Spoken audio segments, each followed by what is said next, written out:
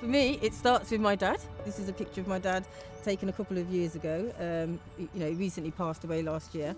But my dad, is an example of resilience for people from the Caribbean community, but from many other, I would imagine, migrant communities too. I lived in Sherburn Street, and the houses got bombed down, and I could be taken, what I thought would be soldiers at the time, but they'd probably be home guard men, taking us to some shelters, and I can remember them taking me into there, and we stopped there for a while, and then I went to live at my grandmother's, and then I was evacuated to Gunhill at Arley, and came back from there to live up Bradford.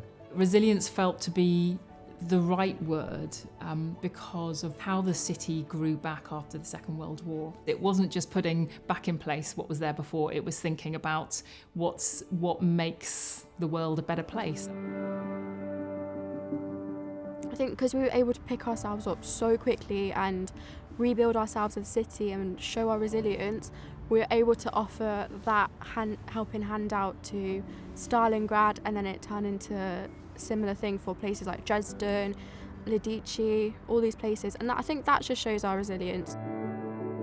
Grapevine's been in the city for 26 years now, so really well established. Started as a charity that worked predominantly with people with learning disabilities, and just really looking at the way that people could be connected to other people so that their lives got better. My dad was a black activist, and he did it, for the whole time that he was here in Coventry and in the UK.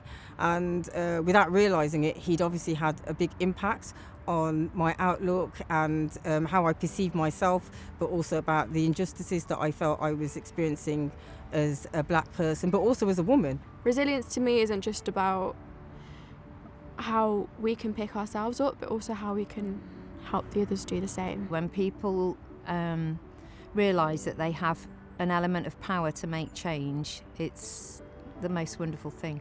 I do see Coventry as a resilient city. I see Coventry as a city that's welcomed, embraced, or had to adapt to very diverse communities, and that takes all sorts of different types of resilience. There's resilience of the people that were here before, but there's also the resilience of the new communities that have come here and that have had to adapt and integrate or kind of represent themselves as independently. Whichever way it is, it's demonstrating a form of resilience. Yeah, I think people always associate the word resilient with kind of being a bit ice cold. That's why I think the view on resilience should be changed a bit. As we start to tell that narrative about ourselves again, it starts to snowball, and Coventry starts to blossom and flourish. And I do have a lot of hope for the city moving forward over the next couple of decades. Without the people, there wouldn't be anything. So I guess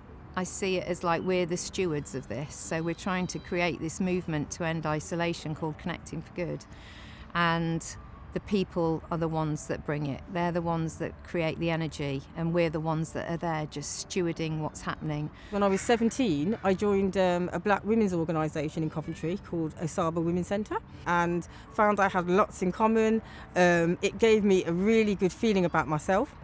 So again, growing up in a very white neighbourhood, in a white community, as first generation black person, I didn't always have positive view of myself, in terms of, whether I was, attractive, whether I was intelligent, and things like that. And being part of that black women's organisation and being amongst black women that were very diverse in themselves, they were all, or most of them were from Caribbean heritage, but they were very diverse in terms of their educational backgrounds, their aspirations, their experiences, all sorts of things. Yeah, that was, I think, the catalyst for me, was joining that group. I joined it as a volunteer, but very quickly became very active. People don't believe that they have the power to be able to do something. And once you kind of open that conversation and start to say, well, yeah, why not? Let's give it a go. Who else might want to do this? My dad joined the union and he became a works convener. He did night shifts, but to be honest, I don't know if my dad ever did. Most of the time we saw my dad in suits, and that was often because he was going to tribunals representing workers from the Commonwealth, but also white working class men who'd been treated unfairly. He became a member of the Coventry Commission for Race Relations, but he also was on the advisory board for the Home Office for race equality. And this is a card a photograph of a card that he got congratulating him. I counted, there's about nearly 60 signatures on this side, and they're all Indian surnames. And on this side are signatures of councillors. There's quite a lot of councillors, but also the Canon Peter Berry from the cathedral, who I know was one of my dad's good friends, and Councillor War. Again, is historically will have some resonance, I'm sure, for people. Building relationships, connections, that's the key to people having better lives. I suppose our dream for the city is that there's more of that kind of stuff going on, where people can gather and influence one another and help each other out, and where someone hasn't got resource, someone else might have, and how do we bring those people together to make all those amazing things happen?